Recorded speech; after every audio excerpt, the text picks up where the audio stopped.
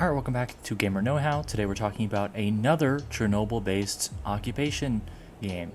So we're going to be looking at Stalker 2. Stalker 2 is showcasing a 35-minute developer deep dive that showed off its gorgeously bleak post-apocalyptic world ahead of its November 2024 launch. So this game will be releasing in November 2024. So we just earlier talked about how Chernobyl 2 is going to be releasing in 2025. Seems like there's going to be a lot more Chernobyl or apocalypse style games.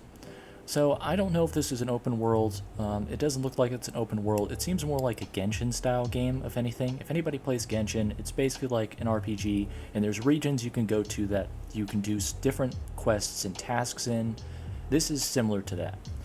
So Stalker 2 takes place in, first of it's called Stalker 2 Heart of Chernobyl, which has a release delay to November. It was going to release earlier, but now it's going to be released in 2024 November. It is a open world, regional-based game, shooter game, where basically there's 20 regions, each with its own residences, anomalies, and nature. So players are free to explore locations as they choose, with the goal of being given the feeling of freedom, to give the feeling of loneliness and the feeling of anxiety. So it's based on Chernobyl Exclusion Zone. We talked about it in the last video with Chernobyl Light, but a basic rundown. Chernobyl was a Cold War city that had a nuclear meltdown because one of its nuclear reactors just full-on melted down and released a massive amount of radiation. World thought it was going to be a major worldwide catastrophe, but it turned out that the radiation was contained exclusively around Chernobyl. There was an exclusion zone so that people wouldn't go inside. There was an evacuation. Many people died because of the radiation exposure, and people who were able to be evacuated soon died after because of radiation sickness and illnesses from the radiation. It was a major event. Chernobyl today is still a place you can go to, but it's highly encouraged because it still does have radiation there. It's kind of like think of it as Hiroshima, but like Hiroshima is an actual city you can still go to now. Like, it doesn't have much radiation that much in it anymore, but Chernobyl is definitely still radioactive. So go there at your own risk. There are still people that do go there. There are people that do like walk around there in like suits that protect them because it is still a place you can go to. There is actually wildlife that still exists there, but it is mostly a ghost town. It's actually a ghost city, because unlike Hiroshima, where it got completely wiped out by the nuclear bomb, this city was mostly wiped out by radiation sickness. So it is basically walking through a ghost city.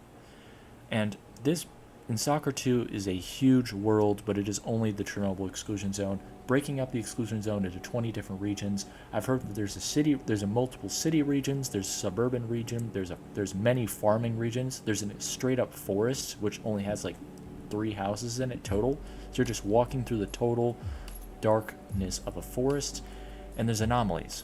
So there's nature where there's like maybe like some deer, bears, wolves that you have to deal with, but then there's also anomalies, radioactive creatures that have been fully developed by I mean, look at this guy. This is a human that's been radioactively turned into a freaking Cthulhu.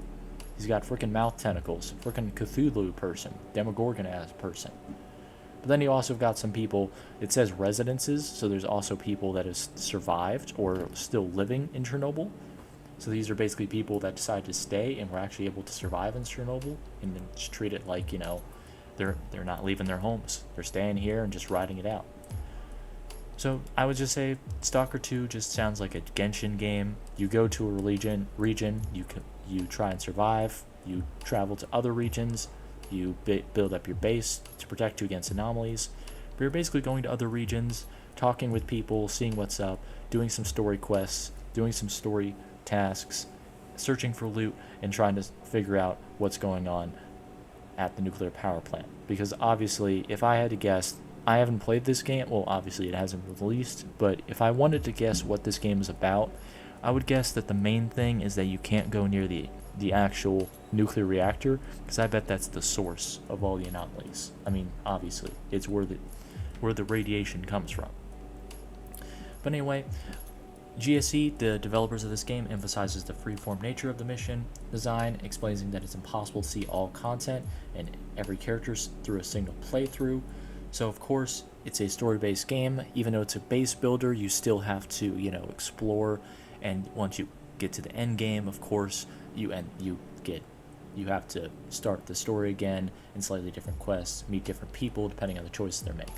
So it's an open world setting, but also it's kind of one of those story mode games where if you meet one person, you're not going to meet another person because you're only going through one region. So it is unlike Genshin in that regard, because in Genshin you can explore every region. It's mostly an open world RPG. But that's really going to do it for this video. Obviously, I just want to talk about Stalker 2. It's coming in 2024. So of course, after you're done playing Call of Duty Black Ops 6 in October, after you're done taking a few weeks to figure out that game, maybe play Stalker 2. Maybe buy it. Maybe give the developer some love. Anyway, that's going to do it for this video, guys. Thank you guys so much for watching. Like if you like, dislike if you don't. Subscribe if you really like it. And I'll see you guys next time. Toodaloo. Have a blessed day.